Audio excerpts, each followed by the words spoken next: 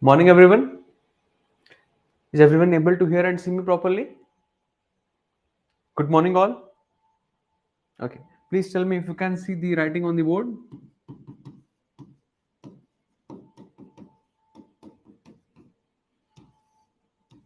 Can everyone see the writing on the board? Please comment. Okay. Okay. Thank you. Thank you. Okay. So, morning, all. Yeah. How is everyone doing? Okay. Good. Yeah. Okay. So welcome to, I guess, our fifth orientation session. Okay, so it's a weekend. Tomorrow there will be no class and we'll be resuming Monday onwards.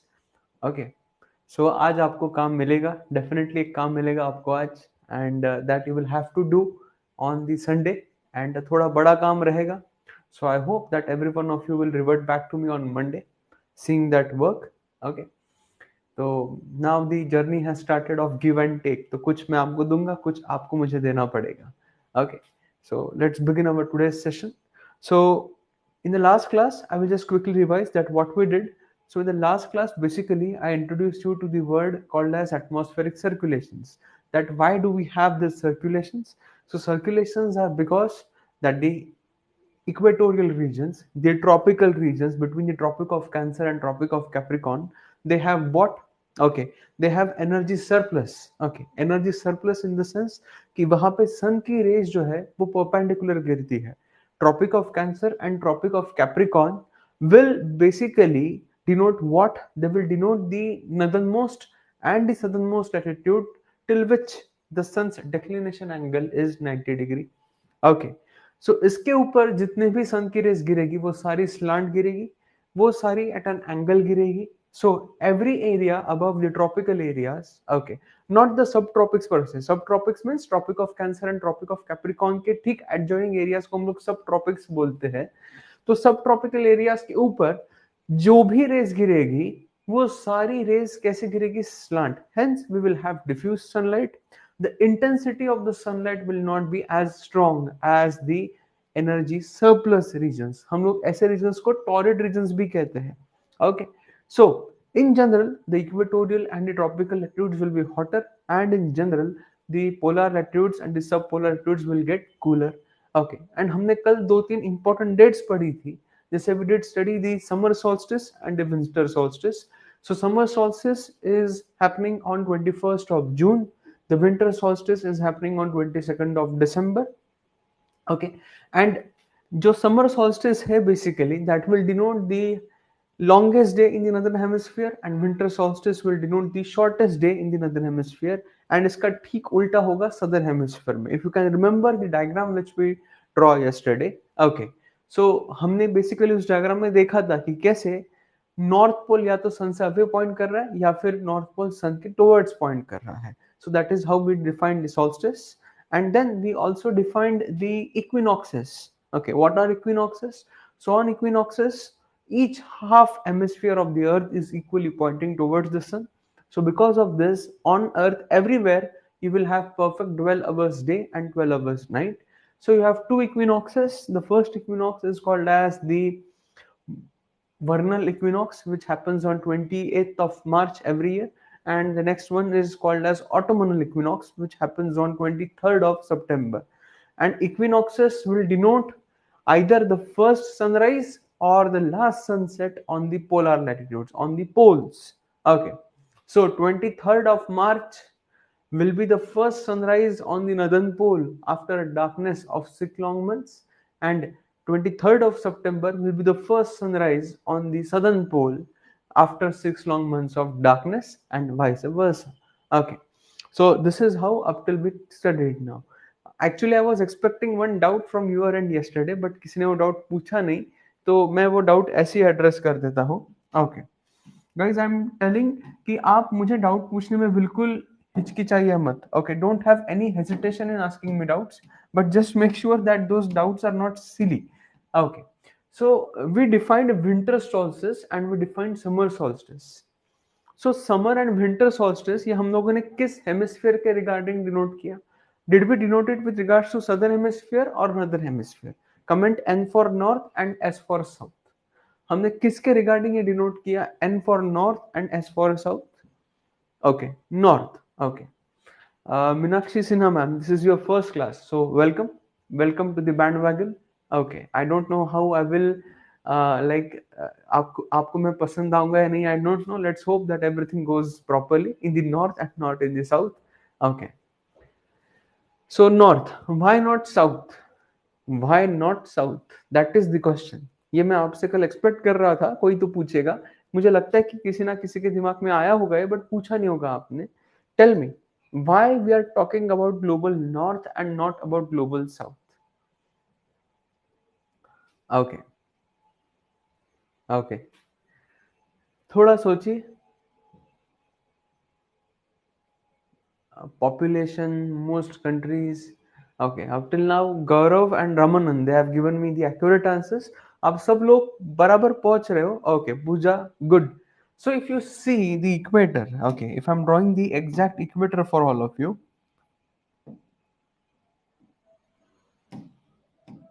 Okay, so this is how we have equator. Sorry, my bad.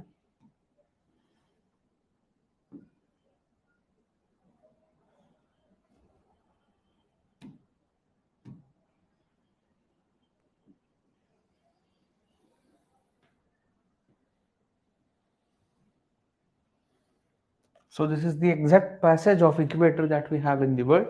Okay, थोड़ा सा इसे ऊपर कर देते हैं.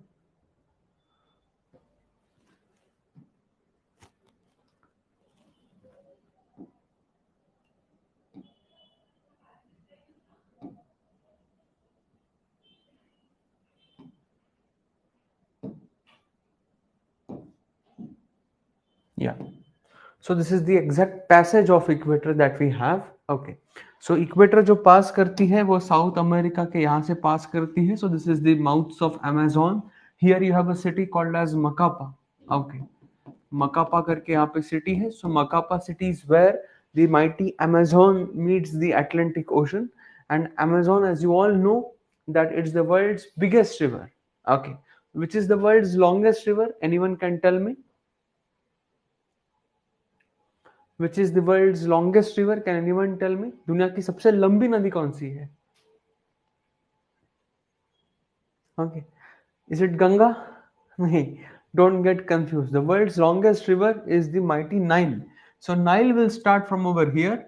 I said it will start from over here like this, and it will go like this. Okay.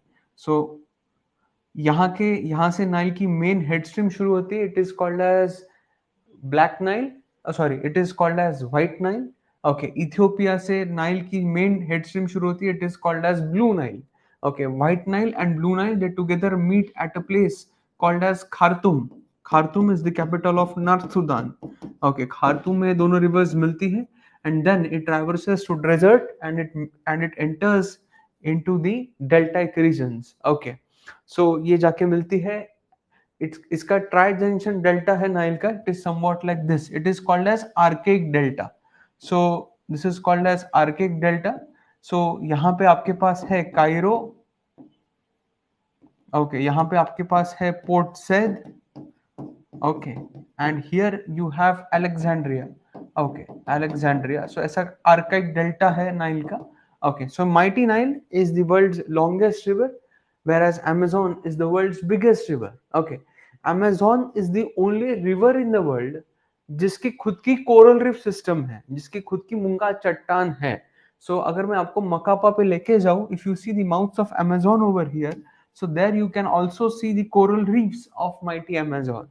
So ये एक ऐसी अकेली नदी है पूरी दुनिया की जो एक कोरल रिफ सिस्टम को भी सपोर्ट करती है.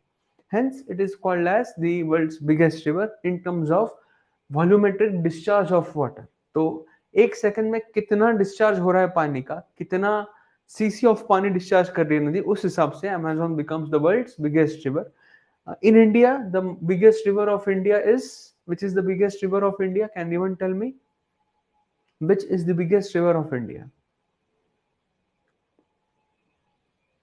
Yes, anyone? Which is the biggest river of Ganga of India?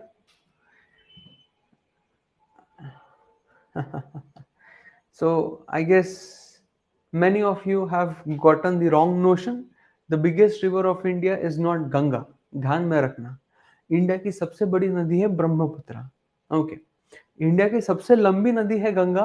सबसे बड़ी नदी जो है जिसमें सबसे ज्यादा पानी है वो है Brahmaputra. Okay, so please don't get confuse like this. Okay, so the world's biggest river is Amazon, the world's longest river is Nile, the world's like the world's only river to support coral reef active, वो भी active. Okay, अभी भी है, it is Amazon. India की सबसे लंबी नदी है गंगा एंड सबसे बड़ी नदी है ब्रह्मपुत्र.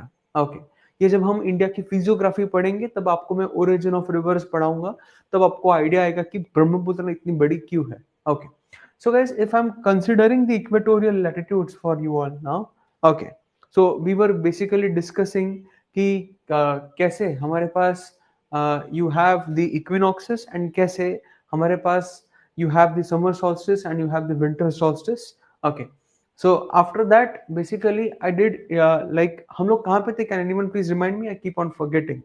हम लोग कहाँ पे थे? कोई बता सकता है? Which topic we were discussing? Okay.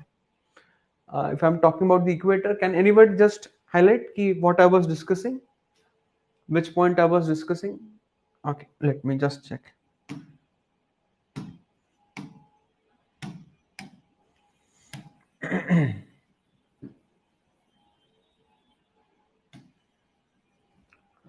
Okay, yes, I was discussing whether we have the major landmass in the north and the south. So if you see now the equator, अगर आप equator को देखेंगे ध्यान से, okay, so see to the south of equator, to the south of equator, what do you have? To the south of equator, you just have a little bit of South America. छोटा सा आपके पास south Africa का southern tip portion है, and you do have only Australia and New Zealand. Majority of the world's landmass, it is concentrated where? It is concentrated in the northern hemisphere. इसी वजह से जो हमारे एक्रोनिम्स है, इसी वजह से जो हमारी बेसिकली टर्मिनोलॉजीज है with respect to the depiction of physical geography, वो ज्यादातर नदर्न हेमिस्फीयर में कॉन्सेंट्रेटेड है. व्हाई? बिकॉज सदर्न हेमिस्फीयर में प्रीडोमिनेंटली आपके पास क्या है? In southern hemisphere predominantly you have waters. So you have the mighty southern Pacific, southern Atlantic, the southern ocean of India. Okay, so India, like ये जो part है दुनिया का, okay, this is one of the most remotest location and also one of the deepest locations of the world. Okay, it is also called as southern ocean. इसे confuse मत करना. Okay, this is called as Indian Ocean, but in geographical terminologies this is called as southern ocean. तो southern ocean and Indian Ocean एक ही है.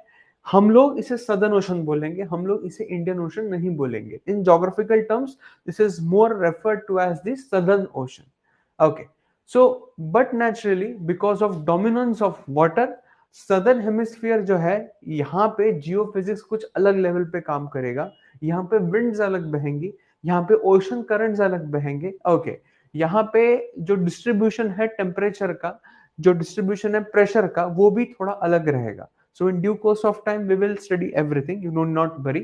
But please ध्यान में रखिएगा कि साउथ ऑफ इक्वेटर में पानी ज्यादा है as compared to the north. Hence we basically discuss the north and the summer solstice and the winter solstice with regards to the northern hemisphere only. Okay. So now guys, I'm taking my discussion one step ahead. मैं थोड़ा सा भी discussion को higher level पे लेके जा रहा हूँ. I am introducing you to the concept that why do we have deserts in the tropical areas? Okay, हमें deserts क्यों मिलते हैं tropical areas में predominantly, and after that we will discuss a little bit with regards to polar acutes. आज होगा कि नहीं पता नहीं, and then I will introduce you a little bit with regards to the interiors of Earth. Okay, so now please focus on the board very very properly. कुछ अगर आपको समझ में नहीं आ रहा है तो प्लीज पूछिएगा मुझसे, ठीक है? So now if I am considering the earth again, okay, this is our earth, okay, okay, this is our equator, okay. For our reference I am saying the axis of earth is straight. हमारे reference के लिए मैं बोल रहा हूँ कि अर्थ की axis जो है वो स्ट्रेट है, इट्स नॉट टिल्टेड, ओके, हमारे रेफरेंस के लिए. So I am just assuming this is the earth axis, the earth is rotating on its axis from west to east, okay, the earth is rotating on its axis from west to east per se, okay. So now what happens is that you have atmosphere surrounding the earth. ये हमारा atmosphere है surrounding the earth per se, okay. So this is our atmosphere. The sun is continuously bombarding on the equator. sun की raise जो है वो equator पे continuously perpendicular. Because of this, from the equator the air is continuously rising. On equator you have continuous vertical convection. So हवा जो है वो equator से ऊपर उठेगी, okay. हवा जो है वो इक्वेटर से ऊपर उठेगी, okay. Now you must have heard about a layer of atmosphere called as troposphere. सबने लेयर का नाम सुना है? ऐसा कोई है क्लास में जिसने ट्रोपोस्फियर का नाम नहीं सुना है? काइंडली से यस. ऐसा कोई है क्लास में जिसने ट्रोपोस्फियर का नाम नहीं सुना है? Anyone in the class? ठीक है, ट्रोपोस्फियर क्या है, क्यों है, मैं सारा एक्सप्लेन करूंगा, बट ट्रोपोस्फियर आपने नाम तो सुना होगा ना, है ना? ट्रोपोस्फियर का नाम तो आपने सुना होगा. Troposphere is the first layer of atmosphere, okay. तो आपके आजू बाजू में जो एटमॉस्फेयर है till a height of let's say 16 to 18 kilometers, it is called as troposphere, okay. So what happens is that equator पे जो हवा है वो बहुत गर्म होती है. सो गर्म होके हवा ऊपर उठती है.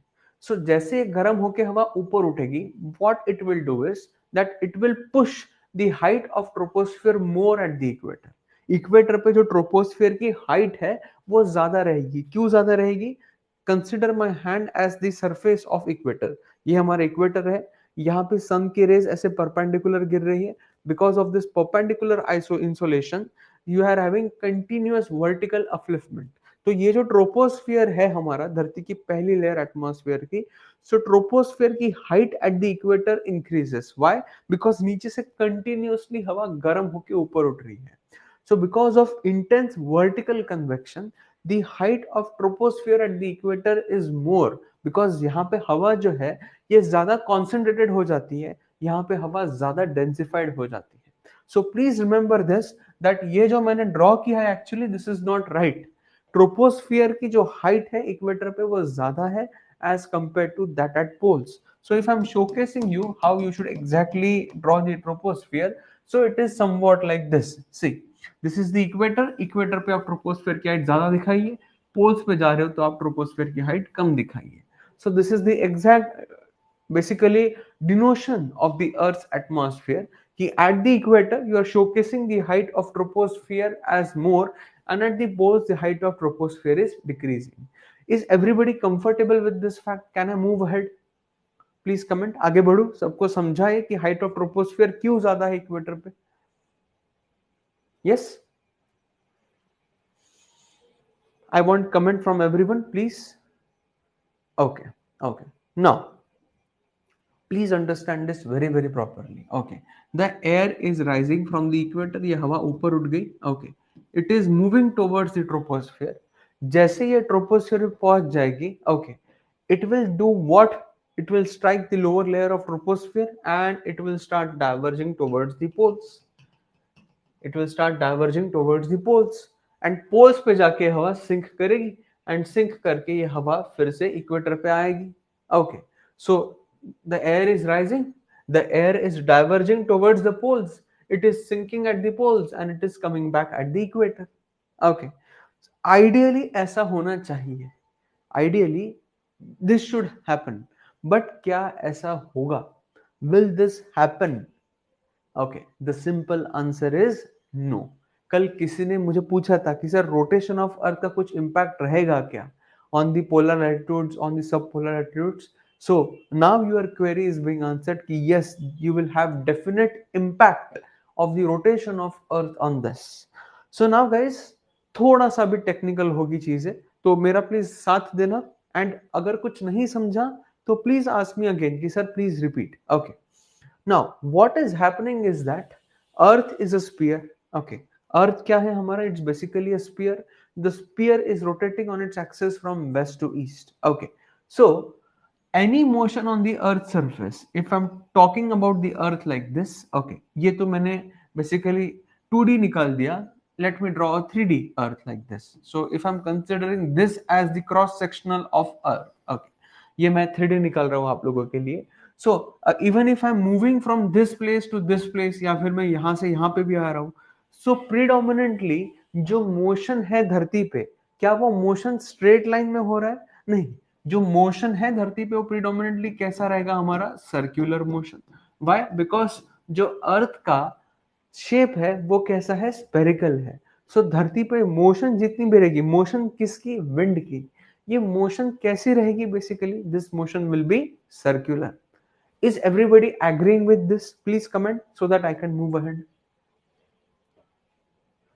धरती कैसी हमारी? स्पेरिकल है. स्पेरिकल है तो धरती पे जो भी विंड की मोशन रहेगी वो तो सर्कुलर मोशन रहेगी ना, स्ट्रेट लाइन तो नहीं रहेगी.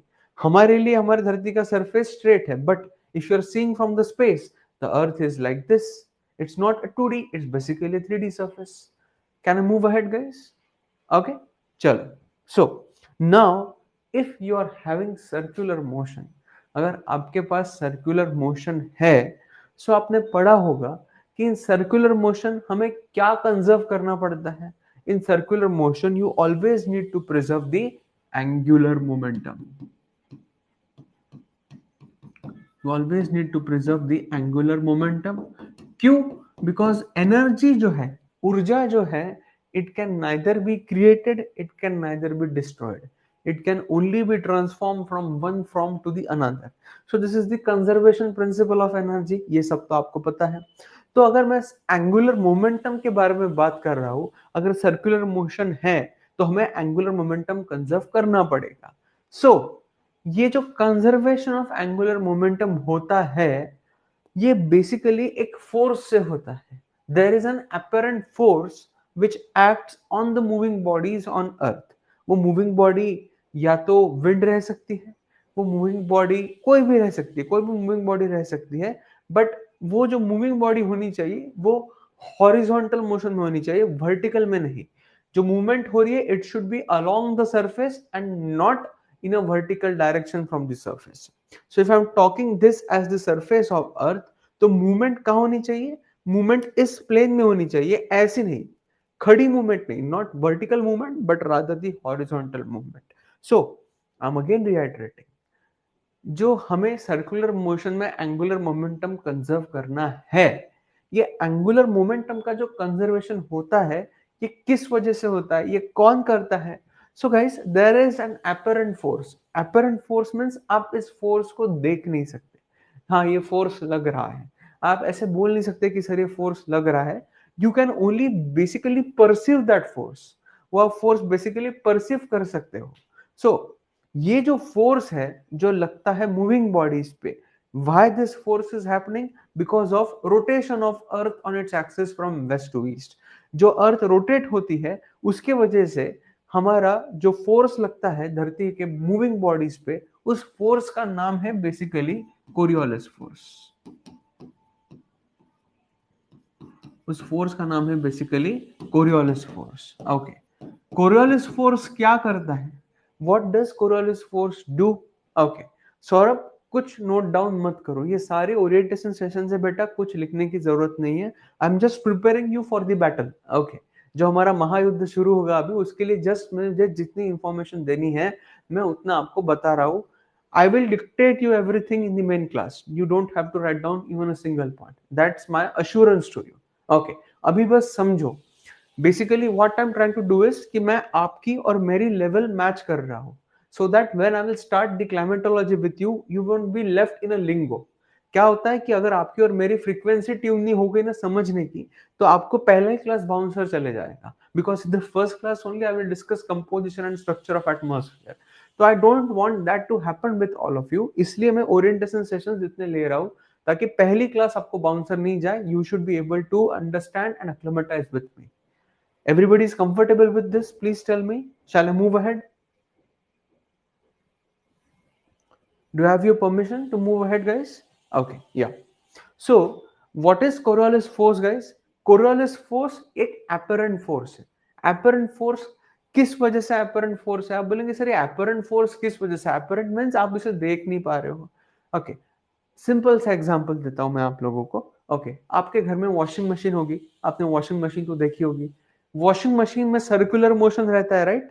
तो सर्कुलर मोशन में क्या होता है? You have a force called as centrifugal force. Centrifugal force means अगर आप गोल गोल घूम रहे हो तो सेंट्रीफ्यूगल फोर्स आपको बाहर फेंकता है.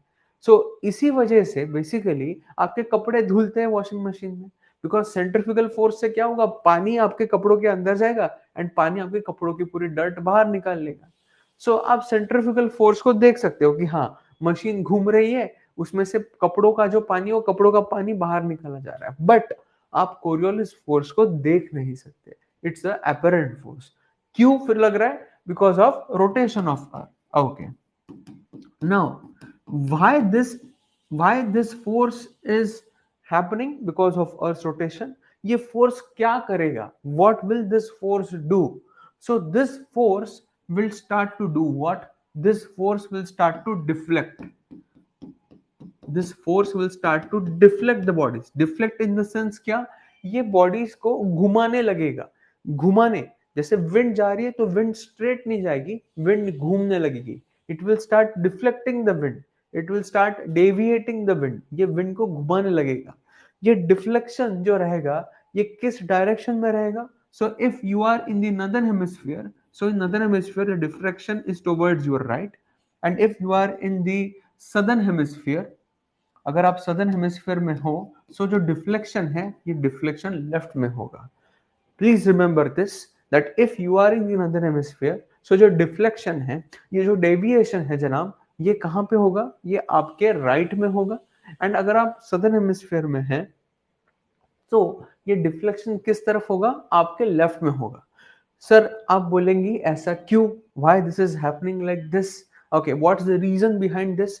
So the reason behind this is the tendency to conserve angular momentum. Now, please understand this very very properly. Okay, थोड़ा टेक्निकल है, बट मुझे आप सब पे विश्वास है कि आप सब लोग समझ जाओगे. It's very easy to understand एक बार अगर आप समझ गए तो. Okay, so I am again drawing the cross sectional surface of earth. Okay, okay, 3D में, ताकि आपको और अच्छी तरीके से समझे. Okay, so if I'm moving from, let's say this is equator and this is the pole. Okay, अगर मैं इक्वेटर से पोल की तरफ जा रहा हूं, okay, if I am considering this longitude, अगर मैं ये लॉन्जिट्यूड कंसिडर कर रहा हूं, so see, if I am moving from equator towards the poles, what is happening? Okay, what is happening? Okay, the distance from the surface of earth, okay, the radial distance from the surface of earth towards the earth's axis, जो हमारा धरती का surface है, ये धरती का surface है ना ऐसा, सो इसका distance, radial distance from the surface of earth with the earth's axis is happening what? It is decreasing. Is everybody comfortable with this? जो ये सरफेस है, इसका जो रेडियल डिस्टेंस है धरती के सेंटर के साथ में, धरती के एक्सिस के साथ में, ये डिस्टेंस धीरे धीरे कम होते जा रहा है. Everybody agrees with this? Let's say this is A, B, C, D and E. So A is more than B is more than C is more than D is more than E. Everybody concurs with this, है ना? जो radial distance है धरती का from the earth surface towards the earth center is decreasing. Everyone is concurring with me? Yes, everyone is concurring with me. So now if a body is moving, let's say कि wind अगर ऐसे move कर रही है, if the wind is moving like this, so the wind has to conserve its angular momentum, because ये तो संसार का नियम है, energy can neither be created nor destroyed. So if you are having circular motion, अगर आपको tendency to conserve angular momentum करनी है, तो इसका formula क्या है? V equals omega r. What does V stand for? Okay, V stands for radial velocity. V stands for radial velocity. Okay, P will stand for radial velocity. Omega will stand for angular velocity. Okay, angular velocity. R will stand for radial distance. R will stand for radial distance. Okay. तो अभी आपको conserve क्या करना है? What you need to conserve is your omega. इसे आपको conserve करना है. So now guys, tell me, आपसे एक्सपेक्ट कर रहा हूं, आपके पास दो ऑप्शंस कौन से हैं? What are the two options that you have? What are the two options that you have if you want to conserve the angular momentum? आपके पास दो ऑप्शंस क्या दिख रहे हैं आपको बताइए. अगर मुझे ओमेगा कांस्टेंट रखना है इस इक्वेशन में, तो मुझे क्या वेरी करना पड़ेगा? If I want to conserve omega, so what two parameters in this equation do I need to vary? Try to answer this. आपको क्वेश्चन समझा? मैं फिर से रिपीट कर रहा हूं. अगर आपको ओमेगा कांस्टेंट रखना है इस इक्वेशन में, तो आपको कौन से दो पैरामीटर्स वेरी करने पड़ेंगे? Which two parameters you will have to vary? Yes, everyone is on the right track. You have to either vary V or you have to either vary R. Is everybody appreciating this? Can I move ahead? Please comment करते चलिए. Please keep on reiterating with me. Okay. Okay. Om Prakash ji please ध्यान से सुनिएगा. हम लोग क्या बोल रहे हैं कि धरती पे मोशन जो है वो सारी सर्कुलर मोशन है. ठीक है. सर्कुलर मोशन का मतलब क्या है कि हमें एंगुलर मोमेंटम कंजर्व करना है. अगर एंगुलर मोमेंटम कंजर्व करना है तो एंगुलर मोमेंटम का फॉर्मूला क्या आएगा? v equals omega. Circular motion है. ठीक है. अगर मैं आपको बोल रहा हूं कि इसमें से आपको एंगुलर वेलोसिटी कंजर्व करनी है, ओके, आपने वो एग्जांपल पढ़ा होगा ना, जब आप आज से कम 10-12 करोड़ साल पहले जब आप 8th और 9th स्टैंडर्ड में थे, है ना, 10-12 करोड़ साल हो गए उसको. ठीक है. तो वो स्केटर्स का एग्जांपल आपने सुना होगा कि अगर स्केटर जो है अगर हाथ खुले रखता है तो वो गोल घूम नहीं पाता है. अगर स्केटर ने हाथ ऐसे बंद कर दिए तो वो घूमने लगता है ना. पढ़ा होगा ना आपने आइस पे, वो आइस पे एग्जांपल बुक में रट्टा मारा होगा कि हाथ खुले रखे हैं तो मोशन नहीं होगी, एंड हाथ ऐसे कर दिए तो आइस स्केटिंग वाले घूम सकते हैं. पढ़ा है कि नहीं पढ़ा है? सबने हो गए उसे बहुत, यानी 8-10 करोड़ साल हो गए उसे. छोड़ दो, अभी वो पुरानी बातें थी. अभी फिर से वो बातें वापस आ रही है आपके लिए. ठीक है सर, हम तो सोचे थे वो सब इतिहास है हमारा, वो तो भूगोल में कैसे आ गया? Life is like a spear only, what goes around comes around. आप जो चीज नहीं चाहते हो जिंदगी में वो डेफिनेटली होगी, ध्यान में रखना. Okay. So v equals omega r. Okay. So Om Prakash ji, is it now clear to you?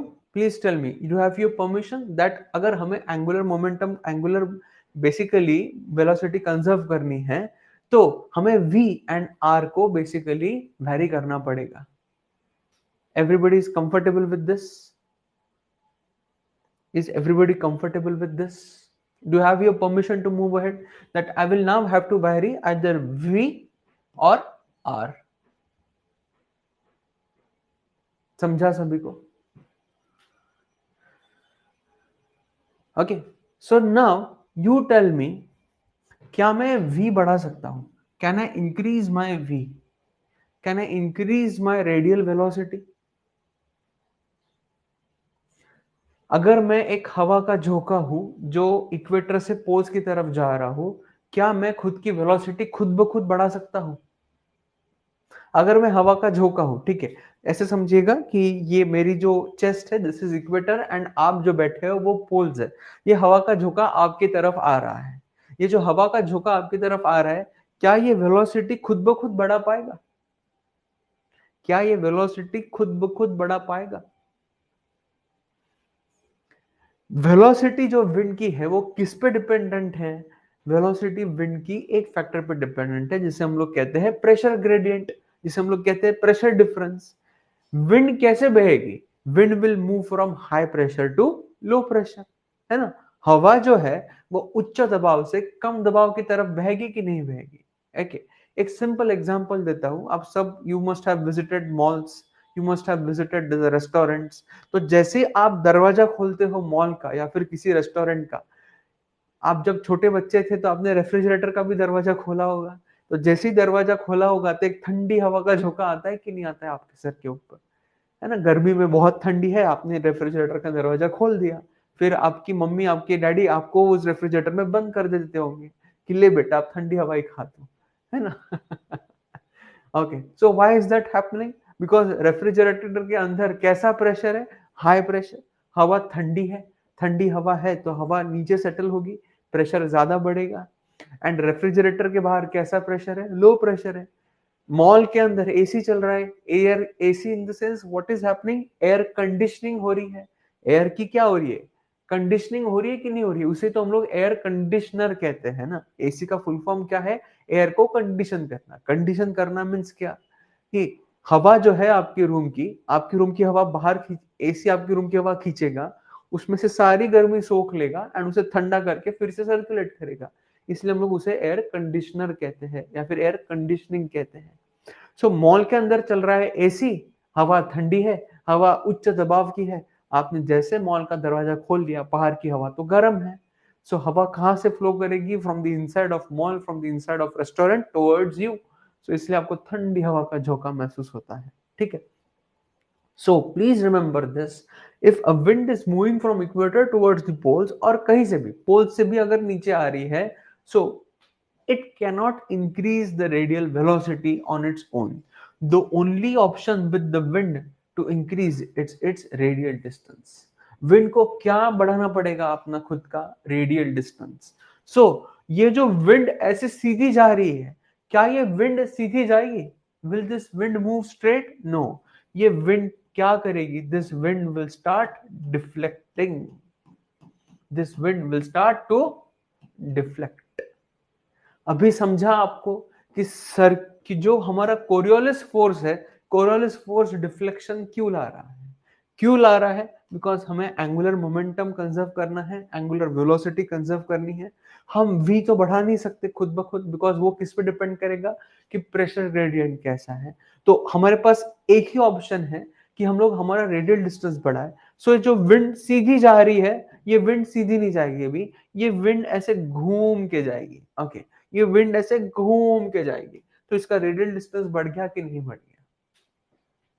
Is everybody appreciating this fact, please tell me.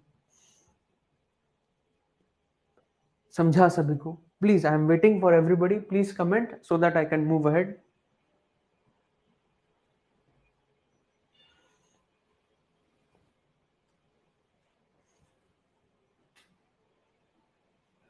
Distance कैसे बढ़ गया नहीं समझा, ओके। सुकांता, देखो डिस्टेंस नहीं बढ़ा है बेटा, डिस्टेंस नहीं बढ़ा है। देखो ये विंड सीधी जा रही थी, अभी ये विंड जैसे यहां से इस तरफ गई। सुकांता मेरे साथ कंटिन्यूअसली कॉल फीडबैक पे रहिए, keep on commenting yes no, okay. So see, ये जो विंड है ये इस तरफ मूव कर रही है बेटा। सो जैसे ये विंड ऊपर जा रही है, हमारे रेडियल डिस्टेंस कम हो रहा है कि नहीं हो रहा है, हमारा रेडियल डिस्टेंस कम हो रहा है कि नहीं हो रहा है, जैसे जैसे हम लोग ऊपर जा रहे हैं रेडियल डिस्टेंस कम हो रहा है। सो क्या ये फॉर्मूला कंजर्व होगा क्या, अगर हमें एंगुलर मोमेंटम कंजर्व करना है तो भी तो हम बढ़ा नहीं सकते बेटा। हमारे पास ओनली ऑप्शन क्या है, रेडियल डिस्टेंस बढ़ाना। क्यों, क्योंकि जैसे जैसे आप ऊपर जा रहे हो आपका डिस्टेंस तो कम होते जा रहा है। इसलिए आपको क्या करना पड़ेगा, इंस्टेड ऑफ मूविंग स्ट्रेट आपको डिफ्लेक्ट करना पड़ेगा। तो आप जैसे डिफ्लेक्ट होंगे, जैसे ये विंड ऐसी जा रही थी, ये विंड क्या करेगी, ये विंड ऐसे डिफ्लेक्ट करना शुरू कर देगी। तो इसका फिर से क्या होगा, फिर से सरफेस के साथ में रेडियल डिस्टेंस थोड़ा थोड़ा सेंटर के साथ बढ़ने लगेगा। Sukanta, be with me, see the wind is coming towards you. क्या ये विंड ऐसी आएगी, सी ये विंड, ये just imagine this as the equatorial latitudes and आप जो बैठे हो स्क्रीन के आगे आप पोल हो, तो ये विंड ऐसी आ रही है। तो ये विंड ऐसी नहीं आएगी बेटा, ये विंड कैसे आएगी, ये विंड ऐसे घूम के आपकी तरफ आएगी ताकि इसका रेडियल डिस्टेंस बढ़ जाए। नाउ यू गॉट इट, सबको समझा अभी? Please tell me, can I move ahead?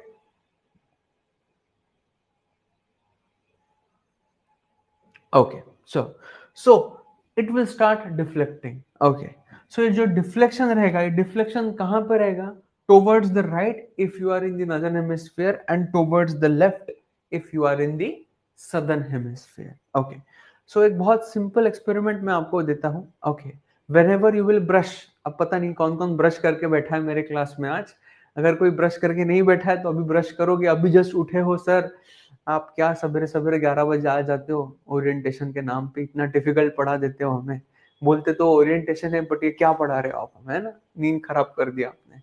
तो अब कोई ब्रश करेगा क्लास के बाद में, खाना खाएगा, या फिर कल सवेरे कोई ब्रश करेगा, या जब भी आप ब्रश करोगे 10-12 करोड़ साल बाद में, जब भी, ठीक है, तो देखना कि आपके बेसिन का जो पानी है वो राइट में स्वेल करके नीचे जाएगा। क्यों? क्योंकि आप इक्वेटर के नॉर्थ में हो। हमेशा देखना आपके बेसिन का जो पानी है वो राइट में स्वेल करके नीचे सिंक में जाएगा। एंड अगर मैं आपको इक्वेटर के साउथ में लेके जाऊं, if I take you to the south of equator, तो पानी हमेशा लेफ्ट में स्वेल करके नीचे जाएगा। पानी हमेशा लेफ्ट में स्वेल करके नीचे जाएगा। Why? Because of Coriolis force. Okay. Why? Because the deflection is happening right in the northern hemisphere and the left it is happening in southern hemisphere. अभी इसका जो रीजन है, मैं जब आपको क्लाइमेटोलॉजी में बेसिकली अलोफ्ट विंड्स पढ़ाऊंगा, तो अब आपको इसका रीजन असली में समझ में आएगा कि राइट में क्यों हो रहा है नॉर्थ में, एंड लेफ्ट क्यों हो रहा है सदर्न हेमिस्फीयर। अभी बस इतना ध्यान में रखिए कि राइट एंड लेफ्ट होते जा रहा है। Guys, do I have your permission to move ahead? Because now I have to explain you this diagram. Please tell me. Please tell me, do I have your permission to move ahead? Okay. So now, ideally क्या होना चाहिए था कि ये wind ऐसे उठ के troposphere से डाइवर्ज होके, ट्रोपोस्फियर की जो नीचे की बाउंड्री है उसे हम लोग कहते हैं tropopause. So tropopause is basically the boundary that separates troposphere from stratosphere. Stratosphere जो है ये धरती के एटमॉस्फेयर की दूसरी लेयर है नीचे से। ओके, सबसे पहली लेयर आती है ट्रोपोस्फियर, उसके बाद आती है stratosphere. Okay, so troposphere and stratosphere को सेपरेट करने वाली लेयर को हम लोग कहते हैं ट्रोपोपॉज। ठीक है, इसका सारा डिटेल एनालिसिस हम लोग लेंगे गाइस। मैं जस्ट आपको बेसिकली क्या कर रहा हूं, आई am just preparing you. Please don't get frightened, बिल्कुल भी डरो मत कि सर ये सब क्या है, हमें मिस आउट करेंगे क्या, नोट्स बनाने हैं क्या। It's my guarantee to you कि the first day of our lecture you will say कि sir now we are very much confident, and you will have a big smile. And आप सब लोग मुझे पर्सनली मैसेज कॉल करके बोलो कि sir you are with us, तो हमें कोई टेंशन नहीं है। ये मेरी आपसे गारंटी है। सो अभी प्लीज टेंशन मत लो, अभी बस समझो चीजों को, because this is how you need to proceed ahead with regards to understanding of earth. ठीक है, हमें रट्टा नहीं मारना है, हमें चीजों को समझना है। We have to understand the locations, we have to analyze the locations and not memorize them. ये ध्यान में रखना। तो अभी आपको अमेजोन रेन फॉरेस्ट पता है, अभी आपको कॉन्गो पता है, अभी आपको बोर्नियो पता है, आज आपको डेजर्ट्स पता लग जाएंगे कि क्यों ऐसा है। So ideally this should be happening कि इक्वेटर से हवा ऊपर उठी, ट्रोपोपॉज से डाइवर्ज होगी, पोल्स की तरफ सिंक होगी, पोल्स से ठंडी होके ये हवा इक्वेटर की तरफ आ रही है। This is ideal condition. But क्या ऐसा होगा? नहीं। क्यों? बिकॉज धरती क्या कर रही है, रोटेट कर रही है on its axis from west to east. So if the earth is rotating on its axis from west to east, which force is coming into play? Guys, the name of the force is Coriolis force. So equator से हवा ऊपर उठी, okay, it is diverging towards the poles from the tropopause. Okay, so जैसे ये poles की तरफ जाना शुरू करेगी, now you tell me, ये horizontal motion है कि नहीं है with regards to earth surface? Which force now will come into play? Which force will now come into play? You tell me. आपको सबको पता है कि जैसे ये विंड पोल्स की तरफ डाइवर्ज होना शुरू हो गई, कौन सा फोर्स लगेगा अभी इस विंड पे? Coriolis force.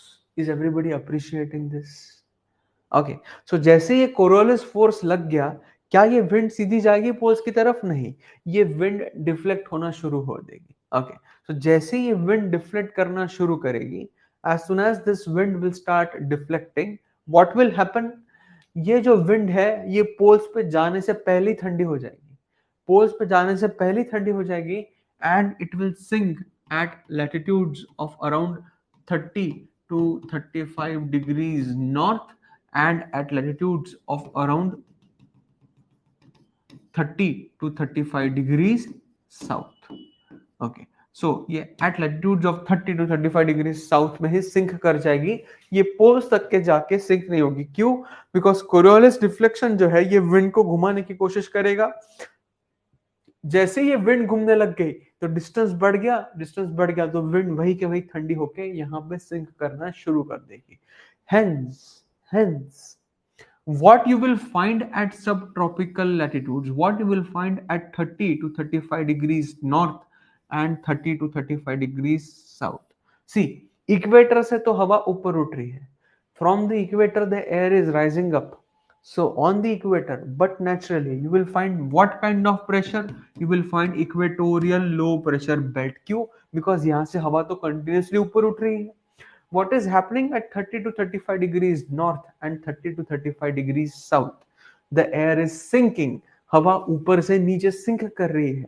Now अगर हवा सिंक कर रही है तो यहाँ पे कैसा प्रेशर बेल्ट बनेगा? प्लीज बताइए मुझे, यहाँ पे कैसा प्रेशर बेल्ट बनेगा? Please tell me guys. What kind of pressure belt you will find over here? Yes, but naturally you will find the high pressure belt. Okay, and this is called as subtropical high pressure belt. This is called as subtropical high pressure belt. अभी समझा आप सबको कि क्यों यहाँ पे subtropical high pressure belt बनता है? ये डायग्राम तो सर हमने 10वीं में रट्टा मार मार के, अगर आप सीबीएसई बोर्ड वाले हो तो 9th में रट्टा मार मार के लिखी होगी, बट आज समझा सर कि ये क्यों ऐसा हो रहा है ना? बोल तो नहीं सकते हो कि सर ये डायग्राम इससे पहले पढ़ी नहीं है. हमने पढ़ी तो सबने है, रट्टा मार मार के लिख के आए हो, मार्क्स भी लाए होंगे, बट आज समझा सर हमें ये क्या है कि नहीं? झूठ मत बोलो, ठीक है? Okay. So now do you understand that why do you have formation of subtropical high pressure belt?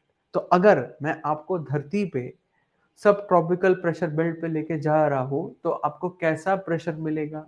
You will find high pressure. Now if I am talking about high pressure, if I am talking about high pressure, so हवा कैसी है? यहाँ पे हवा दबी हुई है. So if the air is sinking, अगर हवा दबी हुई है, क्या यहाँ पे वर्टिकल कन्वेक्शन होगा? क्या यहाँ पे हवा नीचे से ऊपर उठेगी? The simple answer is no. So if the air is not rising, if the air is not rising, will you have formation of clouds? The simple answer is no. और अगर clouds नहीं है तो क्या बारिश होगी? Will you have rainfall? Simple answer is no. So the sun's rays will directly fall on the surface. The sun's rays will directly fall on the surface, and hence the subtropical latitudes,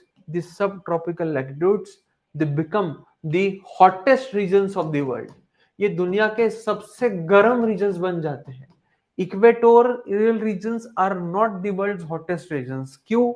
Because equatorial areas में क्या हो रहा है? Equatorial areas में you are having heavy precipitation. यहाँ पे massive cumulonimbus clouds बन रहे हैं, and because of this you are having heavy precipitation on the equatorial areas. So equatorial areas are not the world's hottest areas. The world's hottest areas are the tropics and subtropic margins. And hence, because of this, you have the formation of the subtropical hot deserts.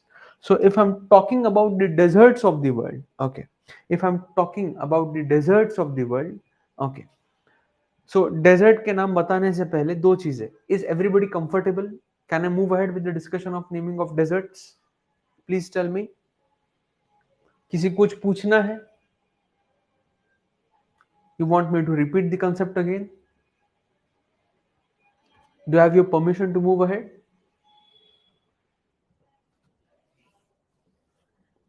Guys I want comment from everyone. Please थोड़ा बातचीत कीजिए मुझसे. It's a request to you. देखो अभी बातचीत करोगे ना तो आपको फायदा रहेगा, ठीक है? Okay okay. And second thing, Orient black sworn school Atlas order किया कि नहीं किया? लगेगा, बहुत बहुत जल्दी लगेगा, ठीक है? 8th addition. फिर बोलना मत कि सर आप कैसे कर रहे हो, ठीक है? So guys, okay, so if I am discussing the deserts with you, okay,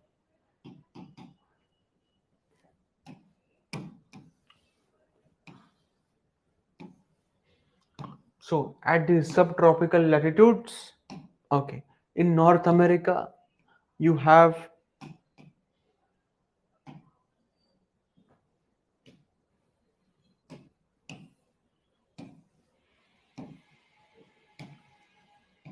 so this is your North America, okay. So This is where you have the subtropical hot deserts of North America. Okay, इनका नाम है Nevada. आपने Nevada नाम सुना है क्या? Las Vegas तो नाम सुना होगा ना. लास वेगस, लास वेगस नाम सुना है आप लोगों ने? The gambling capital of the world, Las Vegas. लेके जाओगे क्या मुझे हवाई के बाद में? सर आप बोल रहे हो डेस्टिनेशन बढ़ाते जा रहे हो, ठीक है, हवाई लेके जाना, फिर वहां से देखेंगे लास वेगस जाना कि नहीं जाना. ये यहीं पे है लास वेगस, ये यहीं पे, एंड यहीं पे हमारा ये हवाई है छोटा सा, ठीक है, तो यहाँ से यहाँ लेके जा सकते हो. ओके, तो कोई दिक्कत नहीं है, ठीक है, चलो देखेंगे लास वेगस. मैं आपसे प्रॉमिस नहीं मांग रहा हूँ, हवाई मैंने मांगा है, ये प्लीज मुझे देना, हाँ, ऐसा मत करना, ठीक है. So you have Las Vegas Nevada. Okay, then you have the desert of New Mexico. Okay, then you have the desert of New Mexico. Guys मैं सारे लोकेशंस आपको लिखवाऊंगा, डोंट वरी, अभी बस समझ लेना. ओके, रजत सर ओशन करंट्स, जी भाई थोड़ा सा ओशनोग्राफी पढ़ाने तो दो मुझे. अभी क्यों इतना आगे जा रहे हो रजत भाई? है ना कहाँ जा रहा हूं मैं, ठीक है. आपको ओशन करंट्स पढ़ाऊंगा, आपको ओशन वाटर अपवेलिंग पढ़ाऊंगा, वो सारी चीजें भी आएगी. अभी मैं आपको प्राइमरी रीजन बता रहा हूँ कि क्यों हमें सब ट्रॉपिकल हॉट डेजर्ट्स मिलते हैं, ठीक है. सो प्लीज उतना आगे मत जाइए, धीरे धीरे जाएंगे हम, ठीक है. Okay, so you have Nevada, then you have New Mexico. Okay, you have a desert called as Arizona. Okay, आपने एरिजोना भी नाम सुना होगा. Okay, you must have heard the name called as Arizona, ठीक है. इसके बाद में जो नॉर्थ अमेरिका के सबसे ड्राइस्ट डेजर्ट्स है उनका नाम है पेंटेड डेजर्ट. ओके, उनका नाम है पेंटेड डेजर्ट, सारे इस एरिया में है. And then you have Sonoran, you have Sonoran Desert. So you have Painted Desert and you have Sonoran Desert, ठीक है. So ये सारे डेजर्ट्स है आपके नॉर्थ अमेरिका के. Okay, Las Vegas, Nevada, New Mexico, Arizona, Painted and Sonoran desert. Okay, इसके बाद if I take you to Africa. Okay, which is the world's biggest desert? Which is the world's biggest desert? Try to answer. दुनिया का सबसे बड़ा desert कौन सा है? Which is the world's biggest desert?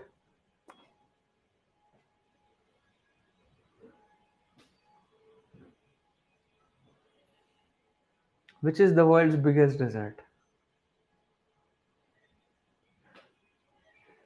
ठीक है, एंटार्क्टिका. ओके. देखो गाइस, जब मैं आपको ऐसा क्वेश्चन पूछता हूं ना कि दुनिया का सबसे बड़ा डेजर्ट कौन सा है, एंड उसका ऑब्वियस आंसर आप बोल रहे हो सहारा है, तो मैं हमेशा इसका आंसर एग्जैक्टली अपोजिट रहेगा. ये ध्यान में रखना, ये मैं चीज बहुत आपको धोखा देता हूँ ऐसे क्वेश्चंस में. जब मैं आपको बहुत ऑब्वियस क्वेश्चन पूछ रहा हूँ ना, तो उसका ऑब्वियस आंसर कभी नहीं रहेगा, ठीक है. ये धोखा रहता है हमेशा जिंदगी में, ध्यान में रखना. अगर कोई कोई आपको ऑब्वियस चीज पूछ रहा है ना, तो उसका वो आंसर नहीं रहता है, तो वो धोखा रहता है एक्चुअली. तो जिंदगी में ये फिलोसॉफी भी ध्यान में रखना कि ऑब्वियस चीजें कभी मत करना, बिकॉज वो आपको धोखा देगी. ये हमेशा ध्यान में रखना. तो प्यार तो बिल्कुल भी मत करना, प्यार बहुत ऑब्वियस धोखा रहता है, ठीक है. मोहब्बत करना, फिर मोहब्बत में धोखा भी आए, कुछ भी आए, दिक्कत नहीं आएगी, ठीक है. So the world's biggest desert is not Sahara, ये ध्यान में रखना, ठीक है. आप बोले सर क्या, बचपन से यही पढ़ते आ रहे हैं. Doctor Puja, world's biggest desert is not even Antarctica. Antarctica, below Antarctica you have rather rain forest. देखो पूजा मैम, फिर से आपको धोखा मिल गया. ओके, एंटार्क्टिका जो है, it is basically the world's biggest ice sheet. उस आइस शीट के नीचे में you have rain forest. So ऐसे रेन फॉरेस्ट मिले हमें एंटार्क्टिका में, which is even bigger than Amazon. Amazon से भी बड़े रेन फॉरेस्ट है अंटार्कटिका में, आइस शीट्स के नीचे में. Now it's permanently frozen. Okay, so it's permafrost. But the world's biggest desert is not Sahara. Okay, Sahara जो है ये पॉकेट्स में है, ये अलग अलग पॉकेट्स है इसके. ओके, ये अलग अलग ऐसे पॉकेट्स है सहारा के. ओके, सो यहाँ पे आपके पास है बेसिकली फैजान. ओके, आपके पास है फैजान. यहाँ पे आपके पास है Algerian desert. Okay, Algerian desert. Okay, here you have Libyan desert. Okay, Libyan desert है आपके पास में. Faizan, Algeria, Libyan. ओके, यहाँ पे आपके पास इजिप्ट में आपके पास 3 डेजर्ट्स है. Okay, you have western, you have eastern and you have Nubian desert. You have western, eastern and you have Nubian desert. तो 3 डेजर्ट्स मिलते हैं आपको इजिप्ट में. Faizan, sorry, western, eastern and Nubian desert. ये सारे लोकेशंस मैं आपको मार्क कराऊंगा एटलस पे, don't worry. But please remember, Sahara is not one continuous single stretch of desert. Sahara is in pockets. सहारा के छोटे छोटे कस्बे हैं, पॉकेट्स हैं. Faizan, you have another very important pocket of Sahara. It is called as तकसीम अजीर. तकसीम अजीर भी है, बहुत बड़ा डेजर्ट है ये, अल्जीरिया लीबिया के बॉर्डर पे. You have Algerian desert, Libyan desert, you have western, you have eastern and you have Nubian desert. Okay, जो दुनिया का सबसे बड़ा रेगिस्तान है, जो दुनिया का सबसे बड़ा सैंडी एक्सपांस है, वो यहाँ पे है, ये वाला, ये वाला. ओके, ये दुनिया का सबसे बड़ा सैंडी एक्सपांस है. Okay, this is called as Rub al Khali. ध्यान में रखिएगा, Rub al Khali. Rub means land, al means basically of and Khali means empty. So Rub al Khali, land of the great empty. Okay, so Rub al Khali करके है. इसके ऊपर यहाँ पे आपको एक डेजर्ट मिलता है, इसका नाम है अल नाफूद. अल नाफूद, NAFUAD, अल नाफूद करके यहाँ पे आपको डेजर्ट मिलता है. इसके बाद में यहाँ पे इंडिया में आपको डेजर्ट मिलता है, इसका नाम बताइए. What do we call this desert in India? What do we call this desert in India? India के डेजर्ट को हम लोग क्या कहते हैं? इंडिया के डेजर्ट को हम क्या कहते हैं? Anybody from Rajasthan in this class? M से शुरू होता है, मुझे हाँ अभी बताया किसी ने. यस, अभी बताया. It is called as Marusthali. Marusthali, Marusthal. Okay, मरुस्थली. And एक बहुत इंटरेस्टिंग चीज बताता हूँ आप लोगों को. Okay, this is our India. सो ये हमारा थार है यहाँ पे. Okay, this is our Thar, the Marusthali of India. सो यहाँ पे जितनी भी मिट्टी आती है मंगोलिया से आती है. So you have the loessic soil from Mongolia coming. So यहाँ की जितनी भी लोसिक सॉइल है मंगोलिया पे, यहाँ पे एक डेजर्ट है, इसका नाम है Gobi desert. You have a desert called as Gobi desert. Okay, so Gobi desert से पूरी मिट्टी यहाँ पे आती है. यहाँ पे एक डेजर्ट है चाइना का, दिस इज कॉल्ड एज टकला मकाम डेजर्ट. बट ये जो डेजर्ट है ये बेसिकली कोल्ड डेजर्ट है, Taklamakan. It's not a hot desert, it's basically a kind of cold desert. ये माउंटेन रेंजेस के बीच में है, इसलिए इसकी इसकी बेसिकली जो फॉर्मेशन है वो अलग है. तो डोंट गेट बेसिकली कंफ्यूज्ड. ये जो डेजर्ट है चाइना का, ये माउंटेन्स के वजह से, it is not because of it being in the subtropical latitudes. Okay, so ये टकला मकाम है, इसे ध्यान में मत रखना. ये टकला मकाम, दिस इज गोबी. इन दोनों को अभी ध्यान में मत रखना. when we'll do the mid latitudes तब हम लोग ये डेजर्ट्स पढ़ेंगे. सेंट्रल एशियन डेजर्ट्स कहते हैं इन्हें. ओके, बट इंडिया का है थार डेजर्ट. ओके, सो ये तो हो गया हमारा नॉर्दर्न हेमिस्फीयर का. Now let us shift to the southern hemisphere. Okay, let us shift to southern hemisphere, the deserts along the tropic of Capricorn. So here you have the world's driest place. यहाँ पे दुनिया का सबसे driest desert है आपका. Again, the world's driest desert is not Sahara. The world's driest desert is over here. This is called as Atacama. This is called as Atacama. So इसे हम लोग कहते हैं Atacama. Atacama is the world's driest desert. Okay, the world's driest desert. Okay, then if I take you to South Africa, the African continent, so here you have a desert. This is called as Namib desert. Okay, यहाँ पे आपका desert है, this is called as Kalahari. Okay, and यहाँ पे नीचे में एक छोटा सा डेजर्ट आता है. Okay, it is called as Great Karoo, GT Karoo, KAROO, GT Karoo. So Namib, Kalahari and Karoo. So Karoo is basically the extension of Kalahari into South Africa. But ये 3 डेजर्ट्स के नाम आपको याद रखने पड़ेंगे. Namib desert, Kalahari desert and great Karoo desert. Okay, and last but not the least, if you see the Australia. Australia जो है ये दुनिया का सबसे बड़ा आइलैंड कॉन्टिनेंट है, it is surrounded by water on all four sides. So Australia is also called as the island continent because ये चारों तरफ से पानी से घिरा हुआ है. अगर आप देखेंगे 2/3 of Australia is a desert. 2/3. Okay, 2/3 of Australia is a desert territory. इसे हम लोग कहते हैं Australian outback. We call it the Australian outback. तो यहाँ पे 5-6 डेजर्ट्स के नाम हैं, जैसे great Victoria, sandy desert, Gibson desert, Simpson desert, Stuart stony desert. So ये 5-6 नाम है डेजर्ट्स के यहाँ पे, वो सारों को एक ग्रुपिंग करते हैं हम लोग, उसका नाम है Australian outback. So what is Australian outback? It's basically a culmination of 5-6 deserts like Great Victoria, Sandy, Gibson, Simpson, Stuart Stony. So इस सब को मिला के हमारा क्या बनेगा? ऑस्ट्रेलियन आउटबैक बनेगा. ओके, एंड एक इंटरेस्टिंग चीज से आज का लेक्चर एंड करूंगा. ओके, यहाँ पे एक सिटी है in the middle of Australian desert. यहाँ पे एक सिटी है, उस सिटी का नाम है एलिस स्प्रिंग्स. उस सिटी का नाम है एलिस स्प्रिंग्स. ठीक है.